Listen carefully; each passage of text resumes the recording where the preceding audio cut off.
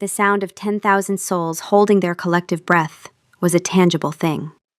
In the grand hall of echoes, King Hadrian of the Night Court stood alone on the dais, a single fall of moonlight catching the silver threads in his black formal coat.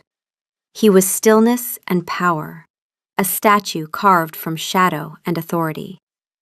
He let the silence stretch, a trick he'd picked up decades ago from a human diplomat he'd once admired. Let them lean in.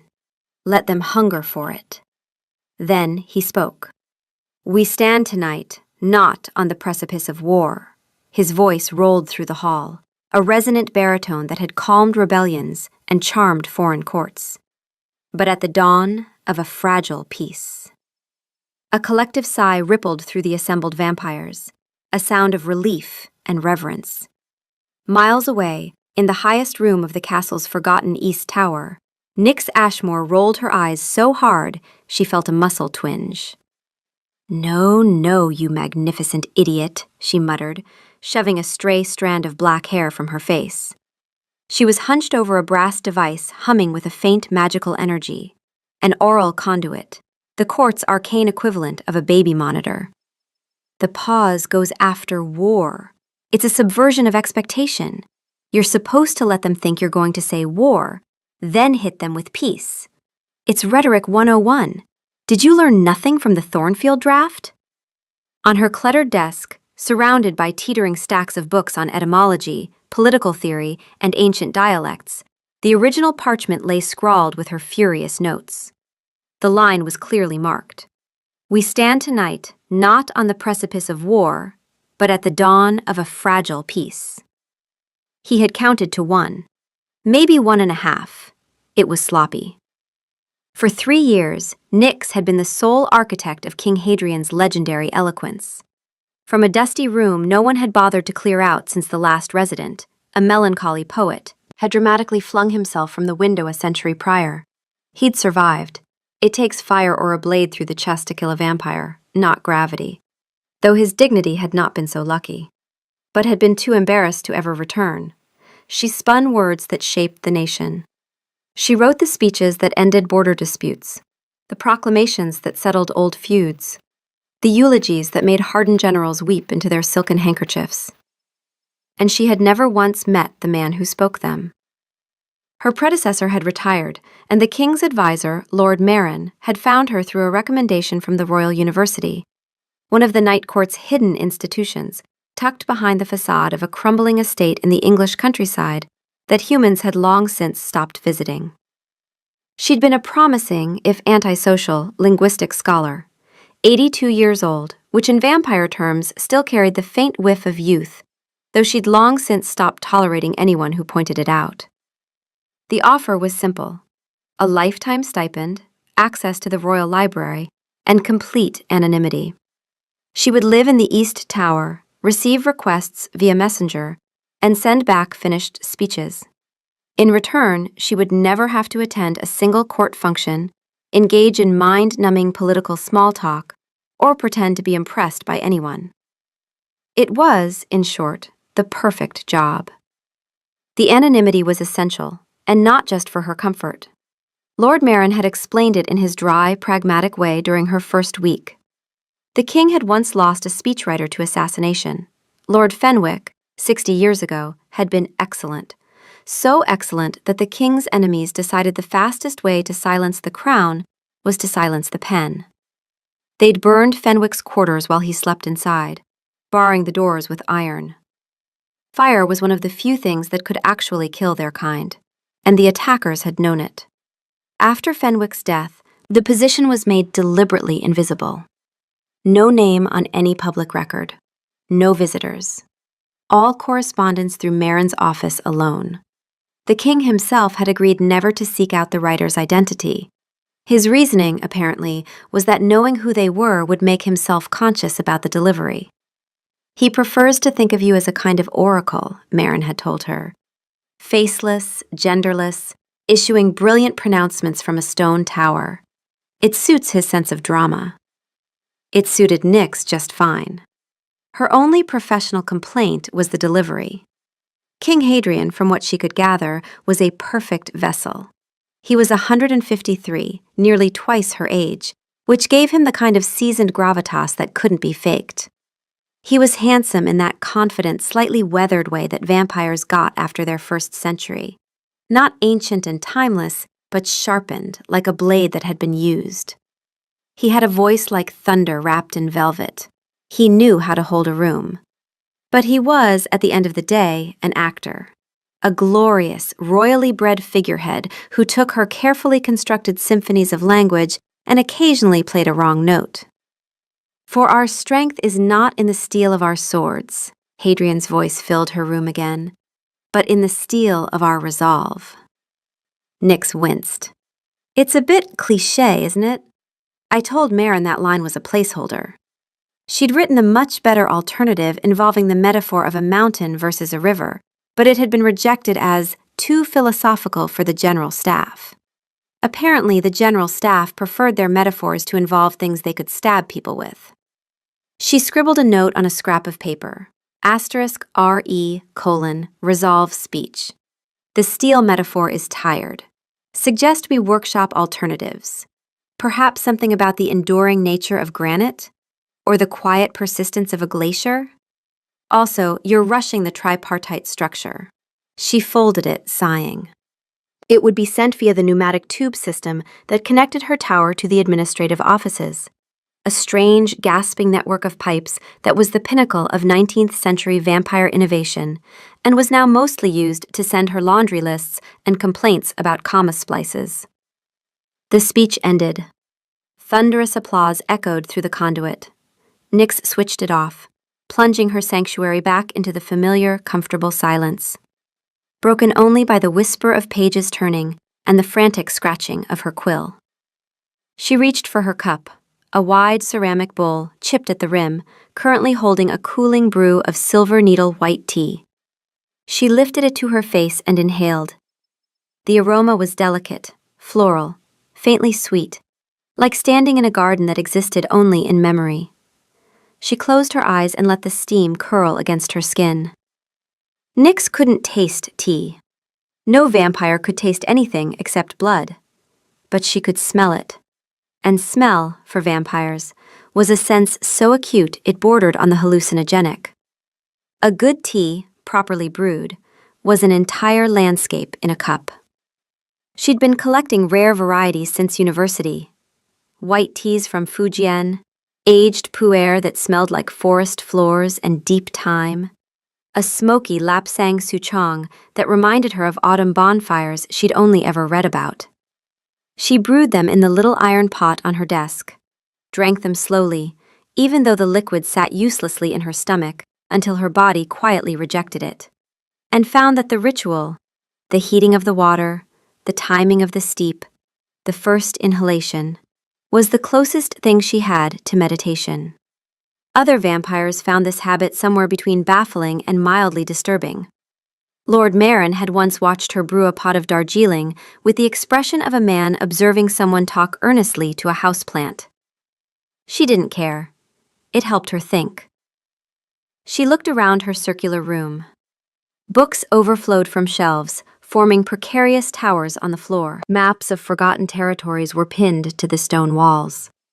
Tins of loose-leaf tea occupied an entire shelf that should have held reference texts, organized by region and oxidation level with a precision that she applied to absolutely nothing else in her life. It was chaos with one small island of obsessive order. It was heaven. She was safe up here, insulated from the viper's nest of the night court. Down there, every word was a weapon, every compliment a threat. Alliances shifted like sand, and a misplaced pleasantry at a royal banquet could get you exiled to the northern wastes for a decade. Nyx had seen it happen to her own family. Not a distant abstract fall from grace, but a specific, devastating one. Her mother had been a lady-in-waiting to the previous queen. Her father had been a minor lord with ambitions exactly one size too large for his talent. They had accepted an invitation to a private supper hosted by Lord Cassian, then a rising star at court, and her father, emboldened by blood wine and flattery, had shared his opinions on the king's trade policy. opinions that happened to contradict Cassian's faction. Within a week, her father's modest estate was seized on a pretext of unpaid levies. Her mother was dismissed from service. They were relocated to a crumbling holding in the northern wastes, where her father spent the next 40 years writing increasingly desperate letters of appeal that were never answered. Nyx had been 11. In vampire years, that was still genuinely 11. Old enough to understand what had happened, young enough that the understanding carved itself into bone. She'd learned her lesson. The only way to win the game was not to play. Up here, words were her tools, not her chains. She could build worlds with them, shape reality, and then slide the finished product under the door and go back to her books. King Hadrian could have the applause. All she wanted was the quiet. The quiet was shattered 2 nights later by a frantic pounding on her door. Not the polite, hesitant knock of the servant who delivered her blood rations twice a day, always left outside the door as per her instructions. This was a panicked, existential drumming that suggested the door was personally responsible for all the world's ills. Nyx froze, her quill hovering over a draft of a trade announcement concerning blood tariffs. No one ever knocked. Ever. It was the first rule of her sanctuary. "Go away!" she yelled, her voice hoarse. "Miss Ashmore, it is a matter of supreme and catastrophic urgency." The voice was familiar, thin, frayed, and perpetually on the verge of giving up. Lord Marin. Nyx's heart sank. Marin only came in person for disasters. The last time had been when a visiting duke had misinterpreted one of her speeches as a declaration of love and a formal marriage proposal. It had taken 3 weeks and a very carefully worded sonnet about friendship to untangle that mess. She sighed, pushing back from her desk. Her sanctuary was about to be breached. She trudged to the heavy oak door and pulled it open. Lord Marin stood there, looking even more haggard than usual. His normally immaculate black coat was askew, and his pale, gaunt face was tight with barely contained panic, the muscles of his jaw working in that involuntary ghost reflex that vampires never quite outgrew. The body remembering stress, even when the blood had long since stopped cooperating. "Marin," she said flatly. "The building is on fire, I assume?" Given what had happened to Fenwick, it wasn't entirely a joke. "Worse," he rasped, clutching a stack of documents to his chest like a shield. "The Ironwood Fae." Nyx felt a chill that had nothing to do with the drafty tower. The Ironwood Fae were notoriously difficult. They communicated primarily through riddles, took offense at direct sunlight, a sentiment vampires shared, but the Fae were just dramatic about it, and considered the word please a mortal insult. The king was scheduled to host their delegation for a summit in 2 days. A summit meant to prevent a looming territory war over the Whispering Glens, one of the contested borderlands where the hidden vampire territories brushed up against Fae holdings, concealed from human eyes by old, layered enchantments. "What about them?" Nyx asked, already knowing she wouldn't like the answer. "Lord Cassian was handling the preliminary welcome address," Marin said, his voice dropping to a conspiratorial whisper. Nyx groaned.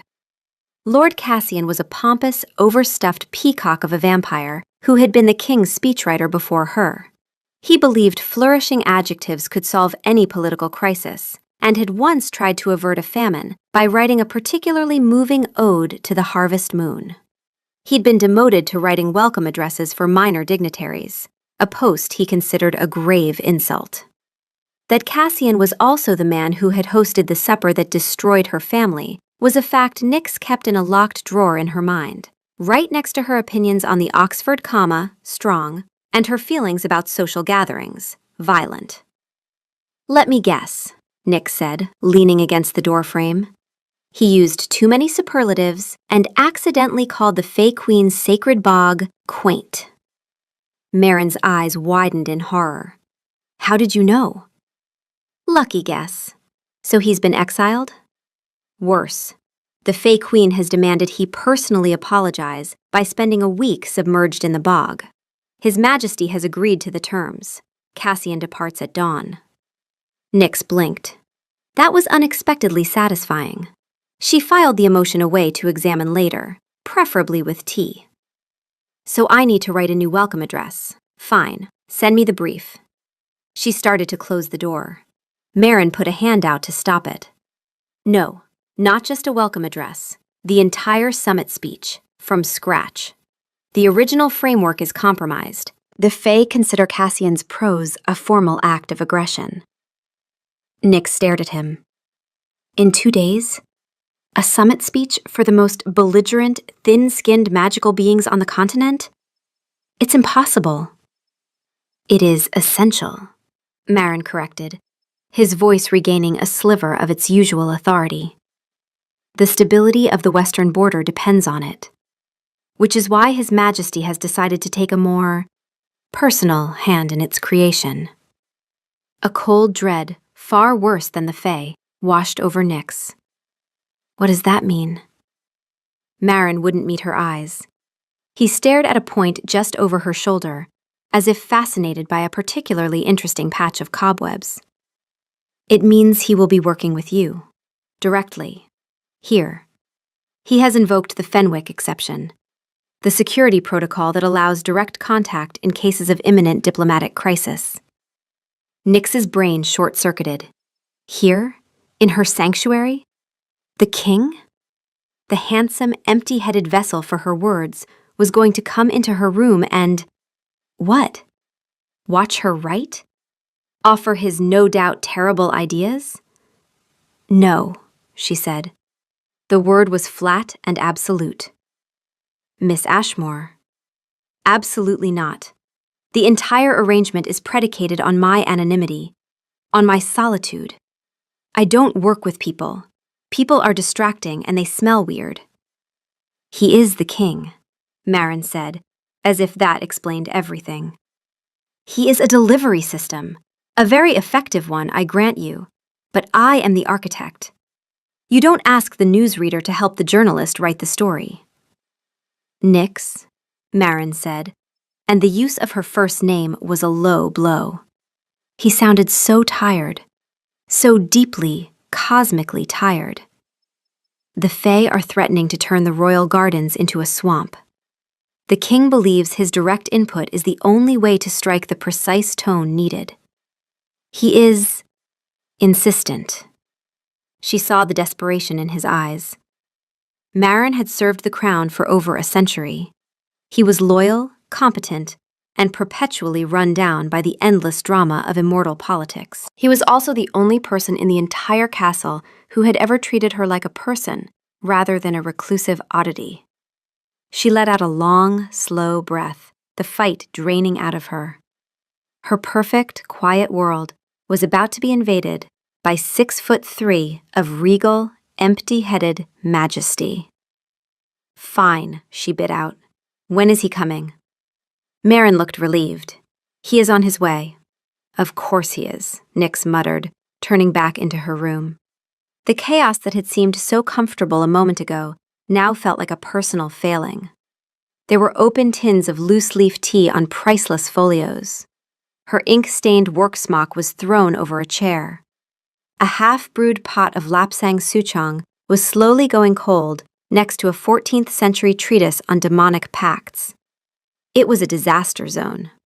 She frantically started trying to stack books into neater piles. Oh, and Miss Ashmore? Marin called from the doorway. What? She snapped, trying to relocate the lapsang souchong to somewhere less incriminating. He believes you to be a rather eccentric, elderly gentleman named N. Ashmore. The security protocols describe the speechwriter in deliberately vague terms. He has simply assumed. Nyx stopped. She slowly turned to face him. You're telling me the king thinks I'm an old man? It has simplified the security narrative immensely, Marin said with a weak, apologetic smile. He will be here momentarily. Good luck. He scurried away before she could throw a book at him. Nyx stood in the middle of her room, her mind reeling. She was about to meet the most powerful man in the kingdom, a man whose public persona she had single-handedly crafted for 3 years, who thought she was a crotchety old man, and who was about to personally supervise her while she tried to avert an interspecies war. She looked at her ink-stained fingers, her messy bun, her worn-out trousers. She looked at the tea-stained treatise on demonology. "Well," she said to the empty room, "this is going to be a catastrophe." 10 minutes later, firm, authoritative footsteps echoed up the spiral staircase. They stopped directly outside her door. Silence. Nyx held her breath, staring at the wood grain as if she could see through it. The silence stretched. 1 second, 2, 5, 10. What was he doing out there? Was this some kind of power move? Finally, a knock. Sharp, precise. 3 distinct raps. Nyx took a deep breath. "It's open!" The door handle turned, but the door only opened a crack before stopping. Through the gap, she saw a sliver of a black coat and a single, piercingly blue eye. The eye surveyed the room, then fixed on her. Another long, awkward silence. "Are you coming in, or are you inventorying my dust bunnies?" Nyx asked, her patience already worn thin. The voice that answered was the one from the oral conduit, but deeper, closer, and laced with an unmistakable thread of regal confusion. "You must invite me in." Of course, vampire custom. A vampire couldn't enter a private dwelling without an invitation from the person who lived there. It was a rule so old nobody remembered why it existed, only that breaking it was physically impossible. The fact that he technically owned the entire castle was irrelevant. This room was hers. A tiny, wicked smile touched Nyx's lips. Oh, this was interesting. "Why?" she asked, feigning innocence. The blue eye blinked. "It is the custom." "Seems inefficient," she said, tapping her chin. "What if there's a fire? Do you have to wait for a formal engraved invitation before you can rescue someone?" "The circumstances are rarely so dire," the king said, his voice tight with controlled exasperation. "Mr. Ashmore, we have a summit to prepare for." Mr. Ashmore. Right. This was going to be fun. "Fine," she sighed dramatically. "Come in. Try not to track in any existential dread. I just swept." The door swung open, and King Hadrian stepped inside. The first thing Nyx noticed was that he was imposing in a way the oral conduit hadn't prepared her for. He filled the doorway, all broad shoulders and effortless height. His black hair was cut short and practical, with just enough silver at the temples to signal that he'd crossed the century mark with his dignity intact. His face was sharp, lived in, not the eerie, timeless perfection of the truly ancient, but the face of a man who had spent 150 years making hard decisions, and it showed in the best possible way. He was, objectively, the most handsome man she had ever seen. It was deeply annoying. His eyes, a startling glacial blue, swept the room, taking in the towers of books, the cluttered desk, the bewildering number of tea tins. His expression was a carefully blank mask of royal composure, but Nyx could see the faintest twitch in his jaw. He was horrified. Then his gaze landed on her, properly on her, not as a voice on the phone or a name on a page, but as a person. His eyes widened almost imperceptibly. He took in her ink-stained smock, her trousers, her messy knot of hair, and the fact that she was very obviously not an elderly gentleman. "You," he said, the single word carrying a century and a half of baffled authority. "Me," Nyx confirmed, giving him a mock salute with her inky fingers. "Nyx Ashmore, not N. Ashmore. The N stands for Nyx. It's a girl's name. Marin is a coward who enjoys administrative simplicity over basic human decency." Hadrian stared at her. His mouth opened slightly, then closed. He looked from her to the chaotic room and back again. It was the first time in a very long time that King Hadrian had been rendered completely speechless. Nyx felt a small, triumphant thrill.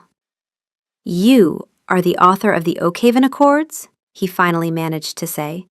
He sounded like he was accusing her of a crime. "And the winter solstice proclamation," she added cheerfully. "And that rather moving eulogy for your third cousin, Barnaby, the one about his impressive collection of decorative spoons. That was a tough one. Not a lot of emotional depth in spoons." Hadrian just continued to stare. His internal monologue, Nyx imagined, was probably just a string of sputtering, incredulous error messages. Does not compute. Female. Young. Messy.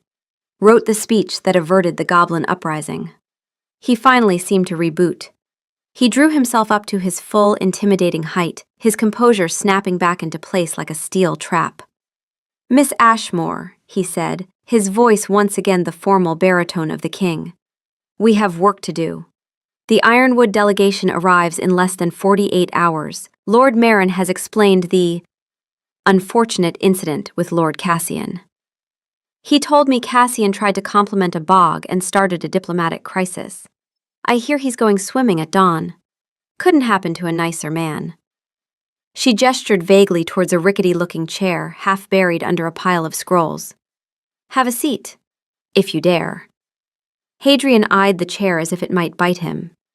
With a grace that seemed out of place in the cluttered room, he lifted the scrolls, placed them carefully on a nearby stack of books, and sat. The chair groaned in protest.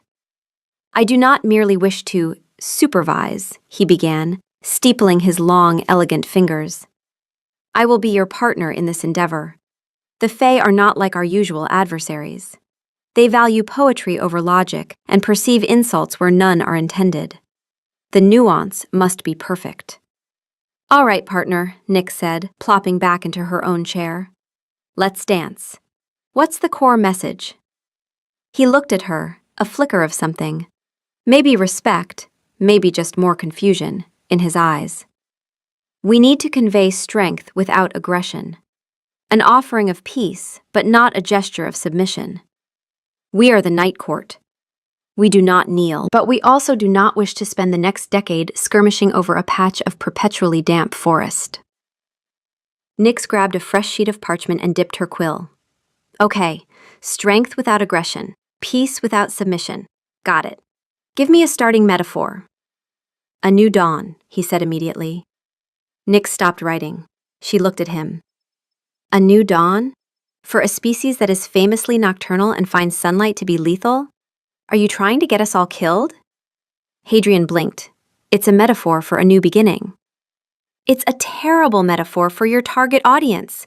It's like giving a speech to a school of fish about the joys of desert landscapes.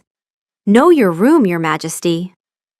The muscles in his jaw tightened, that involuntary ghost reflex that vampires never quite shook, the body remembering embarrassment even when the blood had long since stopped cooperating. "I see," he said stiffly. "You believe you have a superior alternative?" "Obviously," she said. "We're the Night Court. Our power isn't in the sun, it's in the moon. The moon doesn't fight the tide, it commands it. It's silent, it's powerful, it's constant. We are not the dawn. We are the tide." She scribbled it down. "Our two peoples need not be the raging fire of the sun and the defiant shadow of the mountain. Let us instead be the moon and the tide, each powerful, each sovereign, bound by an ancient and immutable rhythm." She looked up. Hadrian was staring at her, his lips slightly parted. The mask of the king was gone, replaced by an expression of genuine astonishment. "That," he said slowly, "is very good." "I know," Nyx said, dipping her quill again. "It's my job. Now, about the second stanza. Are we talking about shared roots or intertwined branches? The Fae are very particular about their arboreal imagery." For the first time since he'd walked in, Hadrian smiled. It was a small, hesitant thing, but it transformed his face. The sharp authority softening into something warmer, something that looked like it hadn't been used in a while. "Let us discuss the branches," he said, leaning forward. "I have some thoughts." The work began. It was, as Nyx had predicted, a catastrophe, but not in the way she'd expected. It was a glorious, infuriating, exhilarating catastrophe. He spoke in concepts, she in specifics. He'd say something like, "We must allude to the ancient magic that binds these lands." And she'd fire back, "Allude how? Are we talking ley lines or the residual spirits of forgotten gods? Give me a noun." He had a fondness for archaic phrasing that she found exasperating. At one point, he suggested a line about their unwavering troth, and Nyx had to gently explain that the Fae might misinterpret it as a promise to give them all of the kingdom's goats. In turn, she used modern idioms that left him adrift. "We just need to vibe check the Fae Queen's position on water rights," she muttered at one point, chewing on the end of her quill. Hadrian stared at her. "Vibe check?" He repeated the words as if they were a foreign language he was trying to parse phonetically. "Is that a form of scrying?" "It's a figure of speech," Nyx said, trying not to laugh. "It means we need to gauge her emotional state, her general attitude." "You wish to gauge her attitude," he repeated, a small frown creasing his brow. "Why not simply say that?" "Says the man who wanted to pledge his troth to a goat-loving monarch," she shot back. He had the good grace to look chagrined. A fair point. As evening bled into the deep, star-dusted black of a vampire's day, a servant arrived with a tray. It held 2 crystal goblets of blood, the standard court provision, and, to Nyx's quiet gratitude, the small iron kettle she'd requested, along with her tin of Keeman black tea. Hadrian took his goblet without ceremony. Nyx took hers as well, but then turned to the kettle, pouring hot water over the loose leaves in her ceramic bowl with the focus of a chemist measuring reagents. The aroma of the Keemun, dark, faintly smoky with a winey sweetness underneath, unfurled through the small room. Hadrian, who had been staring intently at a draught, looked up. His nostrils flared slightly. She could see him processing the scent. Vampires could pull a smell apart the way a musician could separate instruments in an orchestra. He watched her lift the bowl to her face and inhale, her eyes closing. "What," he said, "are you doing?" "Thinking," she said, without opening her eyes. "You are smelling a cup of tea. To think." The ritual focuses the mind. The aroma activates sensory memory. It's like, imagine the smell of a cathedral. Stone, old wood, candle wax. You don't need to pray in it to feel something shift in your brain. Same principle. You cannot taste it. Obviously, I can't taste it. I'm not delusional. I'm eccentric. There's a distinction. He stared at her for a long moment. Then he leaned forward slightly, and she realized he was trying to get a better angle on the smell. "That's Keemun?" "Keemun Mao Feng, from Qimen. I have a contact in the human tea trade who thinks I'm a very particular restaurateur." She opened one eye. "Are you smelling my tea?" "I am assessing the validity of your methodology," he said, with the dignity of a man who had been caught doing something he had absolutely no intention of admitting to. "There's a Darjeeling second flush in the 3rd tin on the left," she said, "if you want to assess more thoroughly." He did not take her up on the offer, but she noticed, later, that his gaze drifted to the tea shelf more than once, and that the corner of his mouth did something complicated each time. The work continued, but the dynamic had shifted. The frustration began to melt away, replaced by a strange collaborative energy. He would pace, narrating a story from his century and a half. A tense negotiation with a werewolf pack in the Eastern Territories. A philosophical debate with a sorcerer who'd since disappeared. And Nyx would find the core of it, the universal truth buried in the anecdote, and weave it into the speech. He had the experience, she had the precision. At one point, his frustration with a particularly tricky turn of phrase got the better of him. He stood up and began to pace, not with human steps, but with the blurring speed of a vampire. He was a flicker of black cloth and angry energy, a living shadow ricocheting around her small room. A stack of books on medieval siege tactics wobbled and then crashed to the floor. Nyx didn't even look up from her parchment. "Could you brood at a slower velocity? You're creating a draft and agitating my dust." The blur stopped. Hadrian was standing by the window, his back to her. There was a long silence. Then a low chuckle rumbled from his chest. It was a surprising, pleasant sound. "My apologies, Miss Ashmore," he said, turning around. He actually looked amused. "It has been a long time since anyone has critiqued the velocity of my brooding." The tension broke. He walked, at a normal pace, back to the chair and sat down. "Let's try the passage about the forest again," he said, "from the top." They worked through the night, the only sounds the scratch of her quill, the murmur of their voices, and the occasional frustrated sigh. Nix brewed 3 more pots of tea, a habit that Hadrian initially watched with bemusement, then tolerance, then something approaching respect, particularly when he noticed that she wrote measurably faster in the first 5 minutes after a new brew. They argued about semicolons. They debated the merits of anaphora versus epistrophe. They built a speech, word by painstaking word. And somewhere in the long, dark hours, they started to build something else, too. The hour of the wolf, that deep, silent part of the night just before the first hint of dawn, is when the world feels thin. For humans, it's when nightmares are most potent and the body's defenses are at their lowest. For vampires, it was simply 4 in the morning. But even the undead felt the weight of that hour, a primal memory of vulnerability that no amount of immortality could quite erase. For Nyx, it was hour 26 without rest. And her brain was beginning to fray at the edges. She could go without sleep. All vampires could. But she was young enough that it still cost her something. A fraying of focus that older vampires handled more gracefully. She suspected Hadrian hadn't noticed. He looked exactly as he had a day ago, composed, alert, sharp-jawed. 20-odd years of additional practice at endurance apparently made all the difference. She was slumped over her desk, staring at a single infuriating sentence. "We offer a hand not in supplication, but in shared purpose." "It's flaccid," she declared to the room. Hadrian, who was perched on the edge of her windowsill looking out at the city lights beyond the castle's concealment wards, the hidden world layered over the human one, visible only to those who knew where to look, turned his head.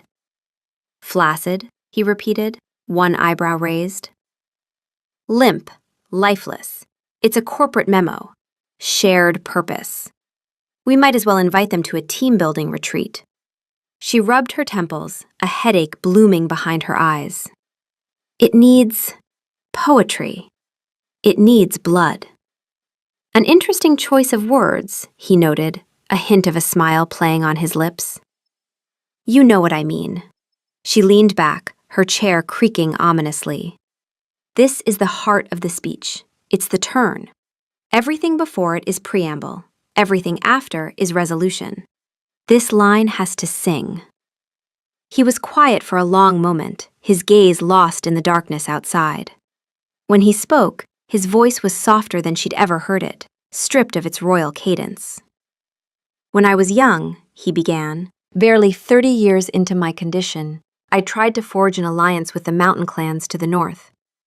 I thought power was the only language they would understand. I arrived with 100 of my best soldiers. I made demands. I spoke of empire, of fealty, of strength." Nyx listened, her exhaustion momentarily forgotten. He wasn't talking as the king now. He was talking as a man, remembering a mistake he'd made over a century ago. The clan chief, an old vampire named Bren, just listened. When I was finished, he didn't respond with threats. He just asked me if I had ever tried to build a house by myself. "What did you say?" Nyx whispered. I told him I had architects for that. He smiled and said, "An alliance is not a fortress you seize. It is a home you must build together. It is slow. It is frustrating. You will argue over the placement of every stone." He paused. He was no longer looking at the window. He was looking at her, and something in his expression had changed. The careful distance collapsing, the 70 years between them suddenly irrelevant. "And you will want to stop," he continued, his voice dropping. "And you must not." The last words hung in the room. They were Bren's words, but they were no longer about the mountain clans. Nyx held very still. She could hear the silence in the spaces between his sentences, the silence of a man who had just said something he hadn't planned to say. His jaw tightened. She saw the exact moment he realized what he'd done. His eyes shifted, the openness shuddering, the king reassembling himself from the inside out. It was a valuable lesson, he said, and his voice was formal again. A door closed mid-swing. The core principle applies to the Fey negotiation. The speech should convey that patience is not weakness. He was retreating. She could feel it like a change in air pressure, the warmth pulling back, the distance re-establishing itself. The anecdote had become just an anecdote. The man had become the king. But Nyx was a linguist. She had spent her entire life listening for the thing underneath the thing that was said. And what she had heard in the way he said "you must not stop" was not a lesson about the mountain clans. It was a man telling her, telling himself, not to walk away from whatever was happening in this room at 4 a.m. She didn't say any of that. She just picked up her quill. "The house metaphor," she said quietly. "That's the line." She wrote it. An alliance is not a territory to be conquered. It is a country to be built, stone by stone, word by word, with the patience of those who know that anything worth building will survive the arguments over where the stones should go. She read it back. He nodded, once, his expression unreadable. "Good," he said. "We are nearly finished." They wrote the remaining passages in near silence. The ease of the earlier hours was gone, replaced by something taut and careful. They were both aware of the grenade he had dropped, and they were both stepping delicately around it. When the speech was done, Hadrian stood. He needed to prepare for the summit, meet with the Elder Council, review security protocols, change into his most imposing formal wear. He moved towards the door, every inch the monarch once more. He paused at the threshold. "Your Majesty?" she asked, her voice sounding strange to her own ears. He didn't turn around. "How is my collar?" he asked, his voice tight. "Is it straight?" Nyx blinked. He had no reflection. None of them did. But most vampires his age had long since developed systems, a trusted valet, a specific routine. That he was asking her meant he either didn't want to go find his valet, or he wanted a reason to not walk out the door yet. She could have said, "It's fine." She could have said, "Turn around, let me look." She could have kept her distance, answered with words, which was what she did with everything and everyone. Instead, she got up from her chair. Her legs felt unsteady. 26 hours of work and the aftershock of what he'd said still ringing in her ears. She walked over to him. She stood behind him and reached up, her fingers brushing the cold, still skin of his neck as she adjusted the high, stiff collar of his coat. Nyx Ashmore did not touch people, not casually, not professionally, not at all if she could help it. She'd built her entire life around the distance that parchment and quills and closed doors afforded. She communicated through words on a page, through pneumatic tubes, through a brass device on her desk. She had not voluntarily touched another person in years. Her fingers were on his neck. She felt him go rigid. Not the controlled stillness of a king, something raw, something involuntary, a tension that ran through his entire body like a struck chord. She heard the faintest sound, barely perceptible, of his fangs descending a fraction, the way they did when a vampire's body responded to something before the mind could intervene. He caught it immediately, jaw clenching to force them back, but she'd heard it, and they both knew she'd heard it. "It was crooked," she said softly. He didn't move. "And now?" She smoothed the rich black velvet, her fingers lingering a half-second longer than the task required. She could feel the architecture of his spine through the fabric, the coiled stillness of a man who was using 150 years of self-control to not turn around. "Now," she said, her voice barely a whisper, You look like you could stop a war."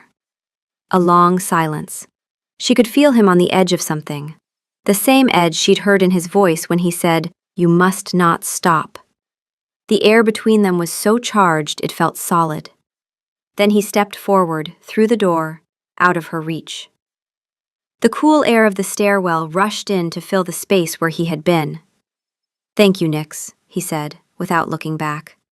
And then he was gone, his footsteps descending the spiral staircase in that measured, unhurried rhythm that she would hear in her sleep, if she ever slept again. She stood in the doorway for a long time, her hands at her sides, the ghost of his collar still imprinted on her fingertips. The speech was finished. The collar was straight. And she had no idea whether he had left because of duty or because she had terrified him. The Gilded Summit was, by all accounts, a triumph.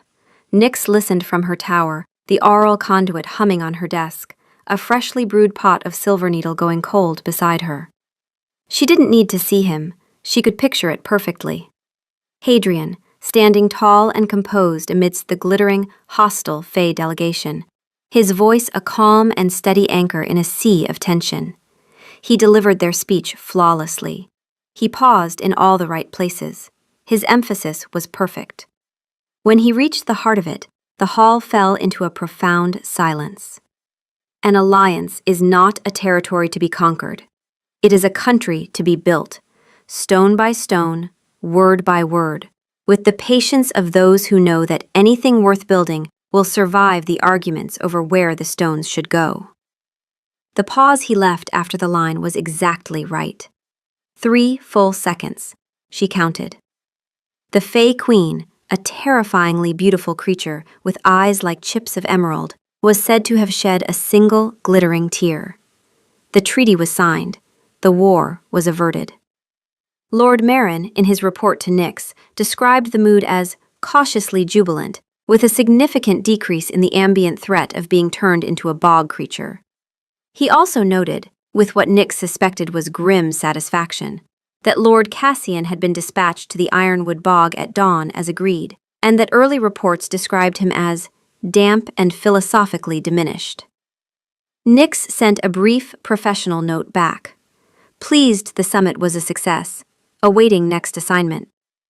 She expected to go back to her life, to the comfortable solitude, the quiet companionship of her books, the impersonal exchange of notes and drafts. She tried to settle back into her routine. She tidied her desk. She organized her quills. She rearranged her tea shelf by oxidation level, then by region, then back to oxidation level. She tried to read a history of pre-Roman vampire settlements in Gaul, but the silence in the tower was different now. It wasn't peaceful anymore. It was the specific silence of something missing, like a room where music had been playing for hours and then stopped. She kept catching herself staring at the chair he'd sat in, which had developed a slight lean from bearing the weight of a brooding monarch. She'd tried to sit in it herself once, and it felt wrong. She'd moved back to her own chair and then felt ridiculous for having feelings about furniture. She replayed the Bren story in her mind. You will want to stop, and you must not. Had he meant it? Had he even known he meant it? Or was she doing what she always did with words, reading too much into them, finding subtext where there was only text, constructing a narrative from a handful of syllables that the speaker had already forgotten? And the collar, her fingers on his neck, the sound of his fangs, the way he had walked away. Every time she heard a footstep on the stair, her heart leaped, and every time it passed her door, it sank. 2 days after the summit, there was a knock on her door. Sharp, precise. 3 distinct raps. Her heart did a painful little flip. It couldn't be. She opened the door. It was him. Hadrian stood there, not in his formal royal attire, but in a simple, well-cut black shirt and trousers. He looked different out of the formal coat. Younger, less like a monument and more like a man. In his hand, he held a thin, leather-bound book. He stood patiently at the threshold, a small, almost shy smile on his face. He was waiting. The invitation. the stupid, fundamental rule that had suddenly become their private ritual. Nyx felt a smile bloom on her own face, a real, genuine thing that made her cheeks ache. Something tight in her chest released, not all the way, but enough to breathe. "I was in the lower library," he said, his voice a low, pleasant rumble. "And I came across this. It's a first edition of Alastair's Meditations on the Common Tongue. I remembered our discussion on the evolution of idiomatic phrases and thought, you might appreciate it." It was the flimsiest excuse she had ever heard. The lower library was a maze of forgotten lore that took junior scribes weeks to navigate. He hadn't just come across it, he had gone looking for it. For her. She stepped back, holding the door wide. "Come in, Hadrian," she said. The sound of his name, spoken aloud in her room, felt both strange and perfectly right. He stepped across the threshold, and the empty space in the room was suddenly full again. He settled into the leaning chair, his chair, she had started thinking of it, which was pathetic. And they talked about Alastair's work for an hour. They argued about whether the common tongue had degraded or evolved over the past century. He maintained, with the authority of someone who'd been paying attention for 50 years longer than she had, that the loss of formal register in diplomatic correspondence was a slow-moving catastrophe. She countered that language was a living thing, and that clinging to dead grammatical forms was like insisting everyone still travel by horse because cars lacked character. "Cars lack a great many things," he said darkly, "including dignity." "You have opinions about cars?" "I have opinions about everything. It is the curse of outliving your patients for keeping them to yourself." At some point during the argument, she brewed a pot of Ali Shan oolong, Taiwanese, high mountain, with an aroma like wildflowers and clean, cold air. And without thinking about it, poured a second bowl and set it on the edge of his armrest. He looked at it. He looked at her. He picked it up, held it to his face, and inhaled. He didn't say anything, but he held the bowl for a long time. Neither of them mentioned the Bren story. Neither of them mentioned the collar. But when he left an hour later, the room felt warm, and the chair leaned a little more. He came back the next day, this time with a map of the northern wastes, wanting her opinion on the naming conventions for a new settlement. They spent the first 20 minutes on the map. They spent the next 40 minutes on a tangent about whether Blackmore was an acceptably dramatic name for a vampire outpost, or whether it sounded, as Nyx argued, like a goth teenager's Tumblr handle.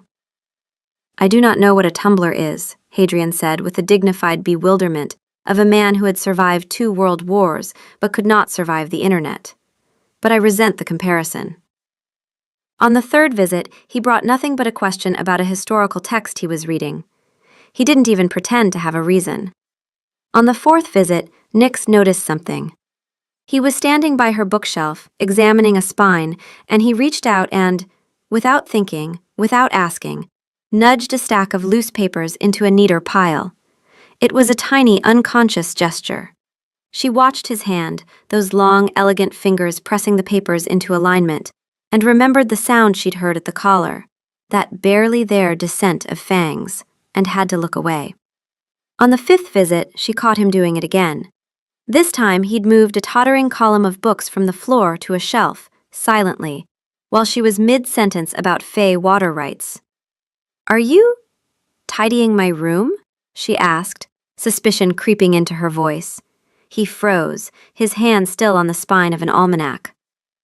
"I am ensuring the structural integrity of your literary collection." "You're tidying. You're the king of the night court, and you're tidying my room like a disapproving grandmother."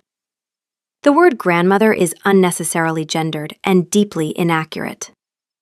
"You alphabetized my poetry section last Tuesday. I saw it when you left." A pause. It was in a state of considerable disarray. It was in my state of disarray. I had a system. "Your system," he said carefully, appeared to be organized by the principle of gravitational collapse. She threw a cushion at him. He caught it, of course, vampire reflexes, but the look of startled, dignified offense on his face was worth everything. The sixth visit was when things went wrong. Nix was in the middle of explaining the difference between a semicolon and an em dash, a subject she felt strongly about and Hadrian found inexplicably fascinating, when footsteps sounded on the staircase. Not Hadrian's measured stride, not Marin's shuffling urgency. These were quick, purposeful clicking steps. The door, which Hadrian had left slightly ajar, swung open without a knock. Lady Iselda stood in the doorway. She was one of the Elder Council's senior members, tall, glacially beautiful, dressed in midnight silk, with the kind of smile that had preceded several notable political assassinations over the decades. Her eyes swept the room in one efficient pass. The king sitting in a rickety chair, his sleeves rolled to his elbows, a book in his lap. Nix, cross-legged on her desk, a quill behind her ear, mid-gesticulation. 2 ceramic bowls of tea, the ritual that had, without discussion, become theirs. The comfortable, unmistakable ease of 2 people who had been talking for hours. "Your Majesty," Lady Iselda said, her voice like polished silver. "I was told I might find you here. The Council has been waiting for your input on the northern trade routes." She let her gaze drift to Nix with studied, deliberate curiosity. "And you must be the mysterious N. Ashmore. How unexpected."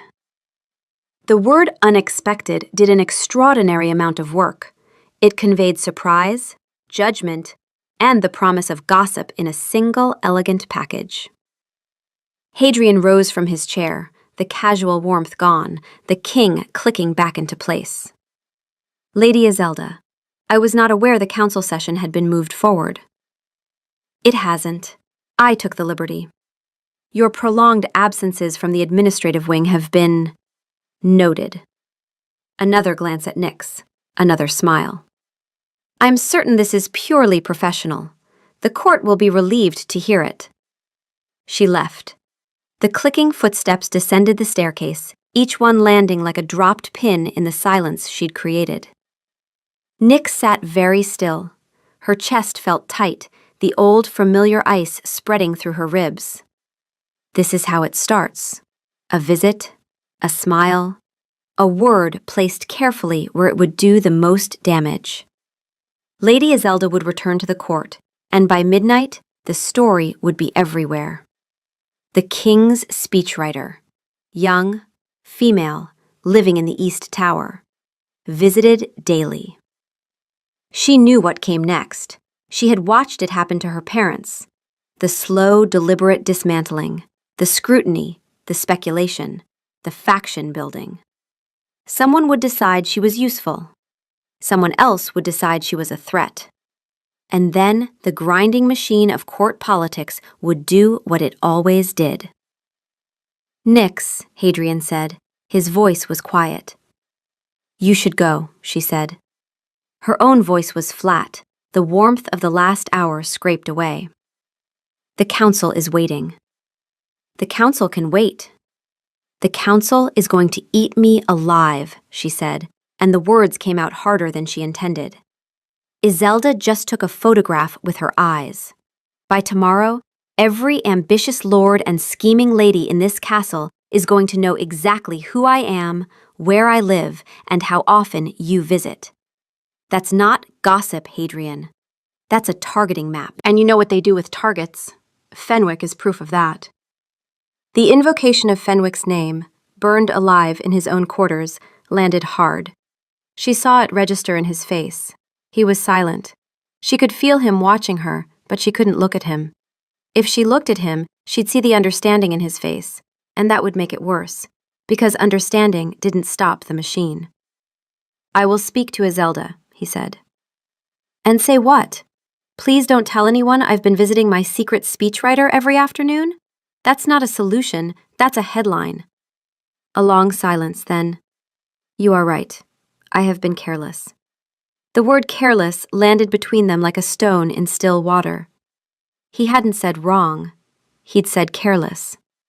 The distinction mattered, and they both knew it. He left. The room was quiet again. Nick sat on her desk and stared at the wall, and thought about her father's letters of appeal stacked in a box under her bed. She hadn't opened the box in years. She didn't need to. She knew what was in them. Hope, degrading into pleading, degrading into silence. The knock came the following evening. 3 raps. She almost didn't open it. She opened it. Hadrian stood at the threshold. He looked different. Not physically. He always looked the same, the bastard, 150 years of sharp-jawed composure. But something in his bearing was off. The king's posture was there, the straight spine and squared shoulders, but it was like scaffolding around something uncertain. "I spoke to the Elder Council this morning," he said without preamble. "I informed them that I have been consulting directly with the Crown's chief linguistic advisor on matters of state rhetoric, a practice I intend to continue and expand. I have created a formal advisory position with appropriate clearance and security designation. It was recorded in the council minutes. The position carries the same protections that should have been afforded to Fenwick: fireproofed quarters, wards on the stairwell, and political immunity equivalent to a council seat."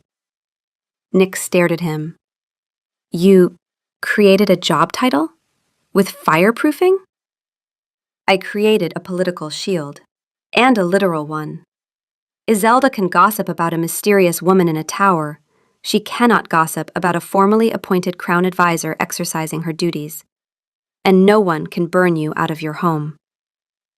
He said this with the matter-of-fact tone of a man who had been playing politics for 150 years and could build a defensive fortification out of bureaucracy before breakfast.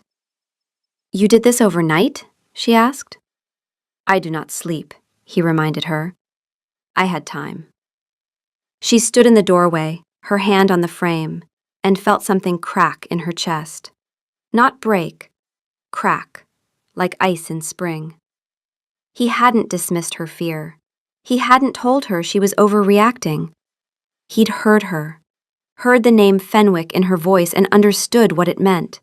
And then he'd spent his sleepless night building her a fortress out of the only material the court respected: institutional power. And then he'd fireproofed it. "That," she said slowly, "is the most romantic thing anyone has ever done with a job title." The faintest flicker crossed his face, the muscles around his eyes tightening, the ghost reflex of a reaction his body couldn't quite complete anymore. "It is merely administrative," he said, his voice carefully neutral. "Come in, Hadrian," she said. He stepped across the threshold. The ritual held. They didn't talk about the job title. They didn't talk about Iselda.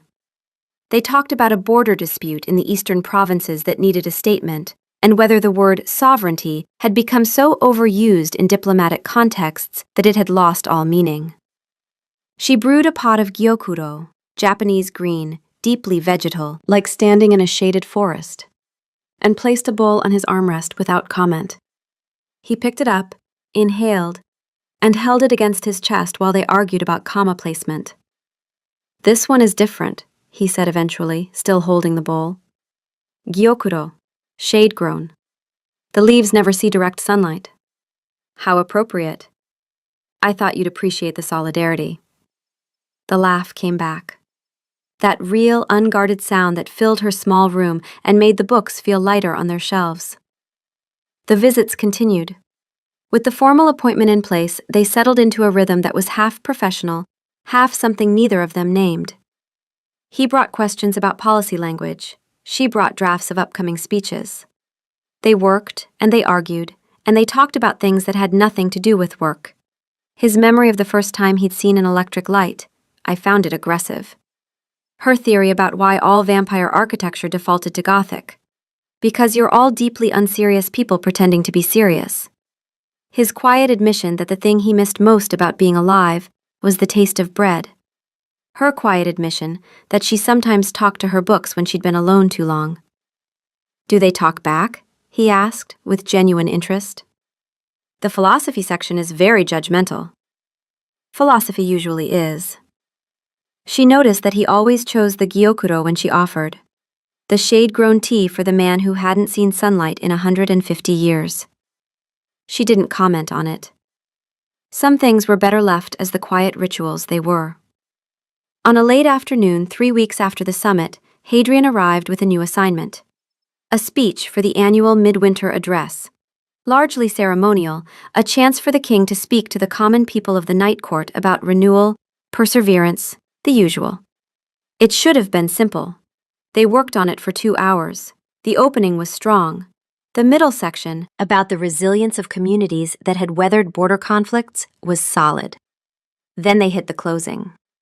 It needs a final image, Nick said, chewing her quill. Something that ties it together. The whole speech is about what holds people together through difficult times. We need a metaphor that lands. Hadrian was at the window, his preferred thinking spot. He was quiet for a long time. What if, he said slowly, we spoke about the nature of language itself? Go on. The common people, they do not think about treaties or borders. They think about the words they say to each other, the promises they make, the things they choose to say and choose not to say. He paused. What if the closing argued that the most important alliance in any kingdom is not between nations, but between two people who choose their words carefully with each other? Nyx wrote it down as he spoke, her quill moving fast. The words came to her shaped by his idea, but sharper, more specific. The strongest treaty ever written was not signed in a great hall. It was spoken quietly, between two people who chose, despite every reason not to say the truest thing they knew. She read it back to him. He was very still. His eyes were on the parchment, but his expression was the one she had seen exactly twice before. Once during the Bren story, once when her fingers were on his collar. Open, unguarded, dangerous. That is not about the common people, he said quietly. No, Nyx agreed, her voice barely audible. It isn't.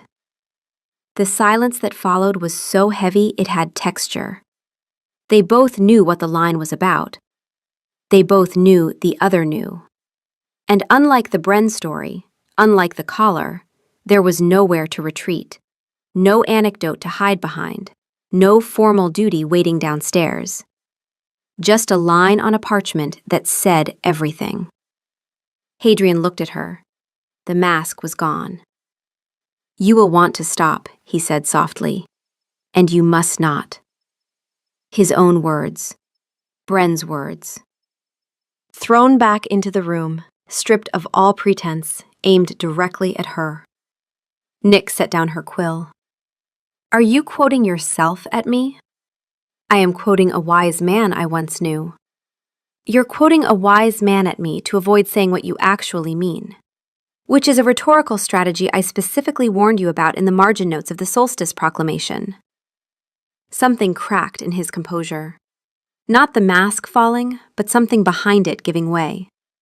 He looked at her, and the vulnerability in his face was so stark it was almost unbearable. Not because it was dramatic, because it was small.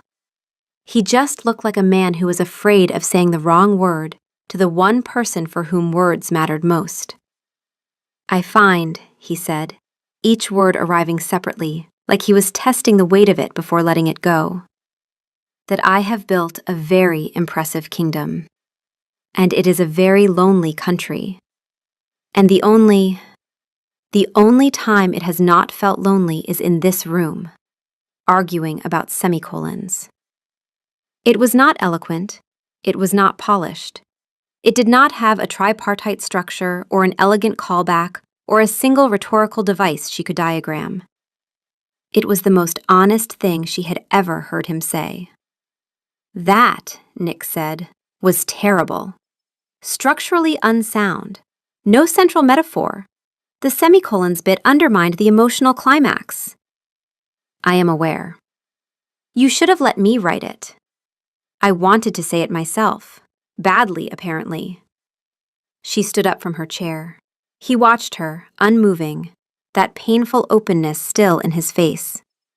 She walked over to him, The same walk she had made to fix his collar, except this time she didn't stop behind him. She stopped in front of him, close enough to feel the cold that radiated from his skin, and looked up into the sharp, uncertain face of a man who had ruled a kingdom for decades and could not manage a single declarative sentence about his own feelings. "For the record," she said, "your delivery has always been your weakest skill, but your instincts are occasionally, very occasionally, correct." She reached up and straightened his collar. It didn't need straightening. They both knew it didn't need straightening. "Nix," he said. His voice was rough. "I would like to invite you to walk with me in the moonlit gardens tonight." The gardens, a public space where anyone could see them. The old fear was there. She felt it, the tightening in her chest, the cold along her spine. Lady Iselda's smile, her father's letters, the grinding machine. But she also felt his collar under her fingers, and the formal appointment he'd built overnight, fireproofing and all. And the 3 weeks of daily visits, where he'd never once asked her to be anything other than exactly who she was. He wasn't asking her to enter the viper's pit. He was asking her to walk beside the man who'd spent his sleepless night building her armor. "Okay," she whispered. "A walk sounds nice." He led her from the tower, his hand holding hers as if it were the most natural thing in the world. As they descended the spiral staircase, they passed Lord Marin on his way up, likely to deliver some report. Marin stopped, his gaze dropping to their joined hands. He looked up at Hadrian, then at Nyx. He took in her nervous expression and the king's quiet determination. A small, tired, but deeply genuine smile touched Marin's lips. He didn't say a word. He just gave a slight, almost imperceptible nod of approval, the silent blessing of a man who had seen everything and was finally seeing something new and good. Then he continued on his way, leaving them to theirs. They stepped out into the night. The gardens were bathed in the soft silver light of the moon, the real one, the only one, hanging enormous and ancient over the rooftops of a city that had no idea the night court existed beneath its feet. Beyond the concealment wards, London hummed with its usual oblivious human energy. Inside the wards, the garden was silent, old, and lit entirely by moonlight and the faint glow of enchanted lanterns. A group of courtiers passed them on the path, 2 lords and a lady, their conversation dying mid-sentence as they registered who was walking and who was walking with him. Nyx felt their eyes like pinpricks. Her grip on Hadrian's hand tightened involuntarily. He didn't squeeze back. Instead, he did something worse.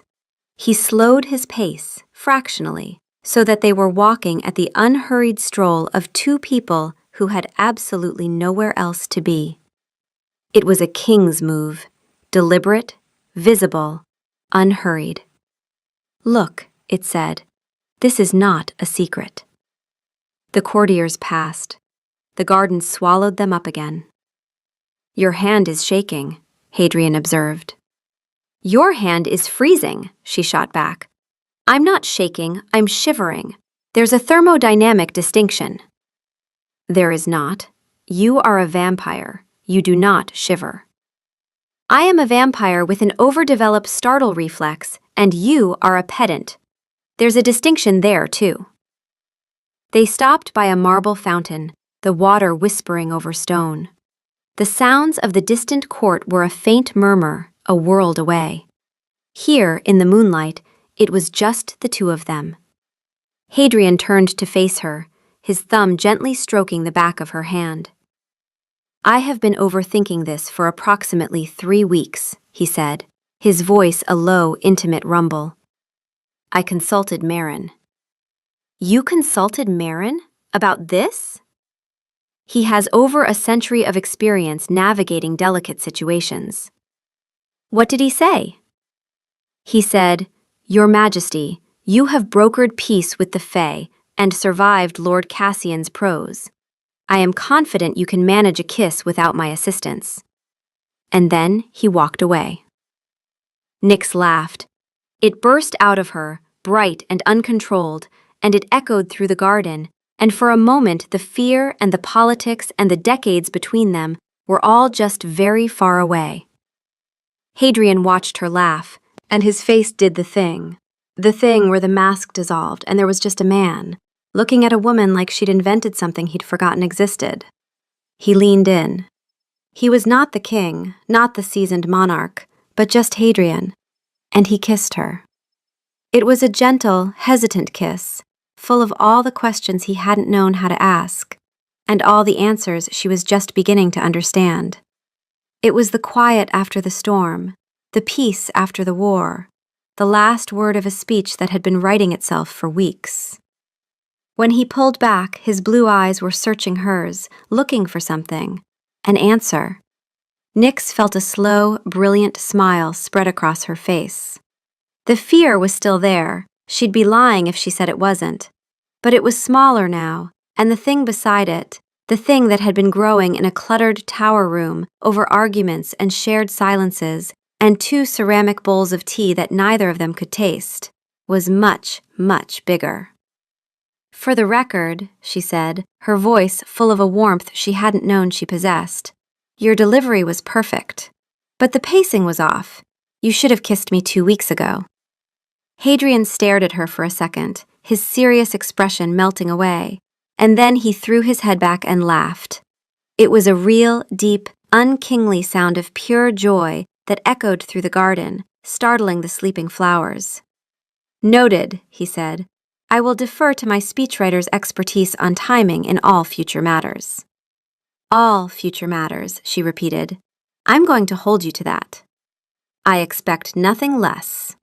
He kissed her again, and this time she kissed him back, and the garden was quiet around them, and somewhere in the distance the fountain whispered over stone, and the moon watched, the real one, the only one, the same one that had watched over the hidden world and the human one for longer than either of them had been alive.